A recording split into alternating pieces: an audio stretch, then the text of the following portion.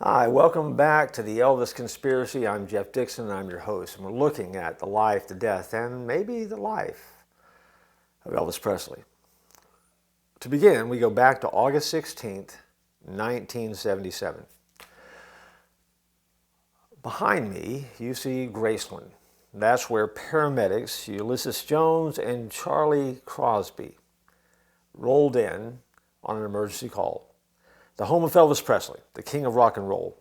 And when they got there, they weren't sure what to expect. After being directed upstairs, after they entered the front door, a bodyguard pointed the way and they found a man lying on the bathroom floor, surrounded by a group of people.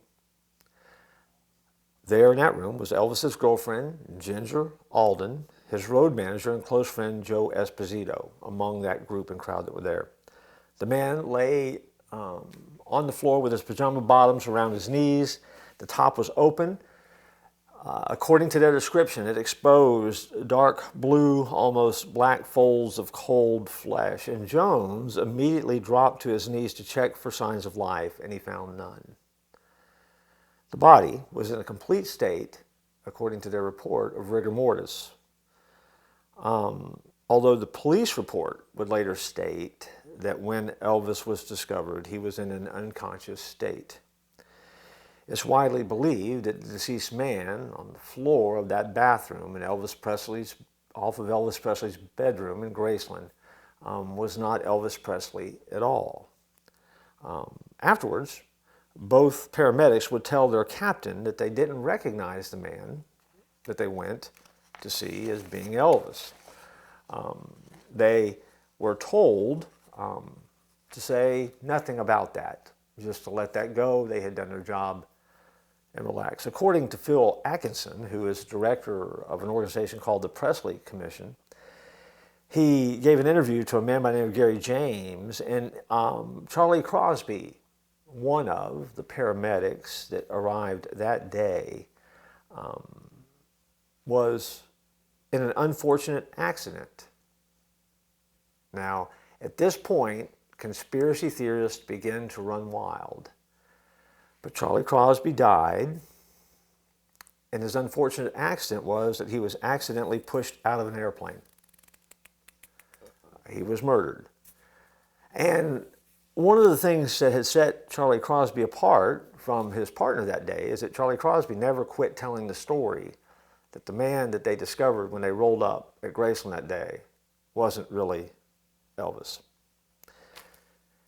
Time went by. That was August 16th, 1977. By the time the Federal Bureau of Investigation's files had been released a short time later, there had already been over 3,000 Elvis sightings after the day that he supposedly died. But hold on just a second, back up the bus. Did you hear what I just said? By the time the FBI released their files, there had already been over 3,000 Elvis sightings.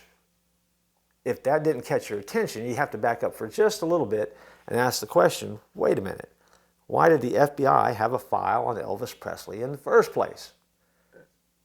Now that's a fair question, because Elvis, over the course of his life, had been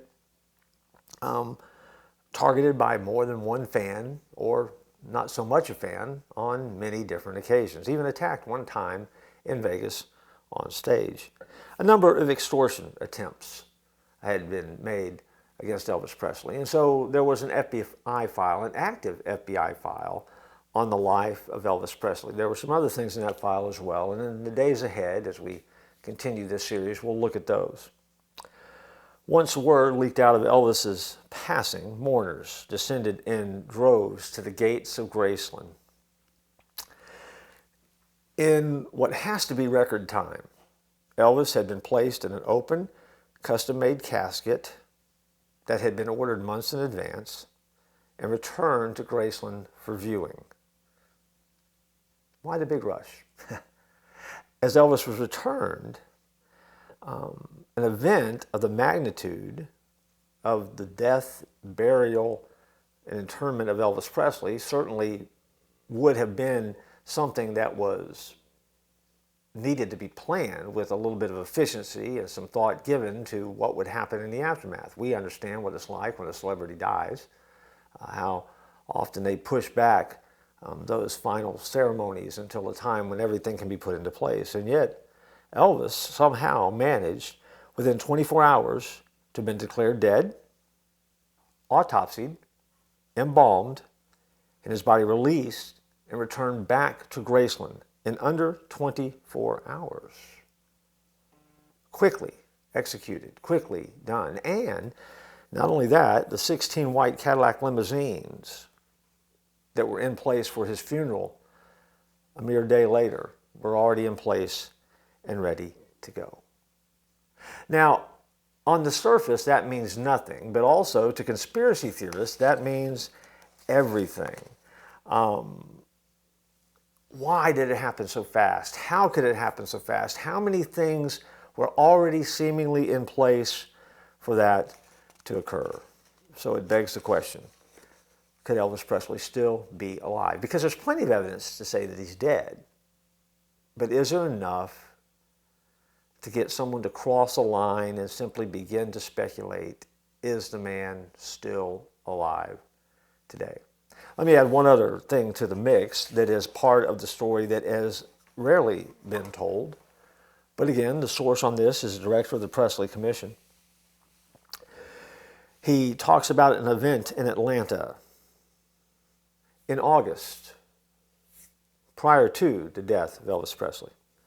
I quote, according to this particular interview, we got a phone call from a deputy sheriff whose name escapes me at this point in time, but it was recorded, and they were at an underground wax museum in Atlanta, Georgia, on the week that that underground wax museum was getting ready to close. Vernon Presley, Elvis' father, was there. He brought with him a couple of gentlemen from the Presley clan, and they came in and they bought the wax figure that was there of Elvis. It was being auctioned off, as was all of the other pieces that were part of this wax museum that was being shut down, and yet Vernon Presley was the high bidder on it. They asked the man, as they were making the arrangements to have this wax figure delivered, if he could keep it on the down low, which of course he did for an extended period of time, to which Vernon Presley said to him, "You're not going to believe what we're going to do with this." That was it. This is August 1977. When Elvis Presley was put on display in Graceland, as people came by and looked in, one of the things that happened, and you'll get to see that in this series later on, is that the comment was made over and over again. It doesn't look like him. It looks like a wax dummy. It doesn't look quite right. That can't be Elvis.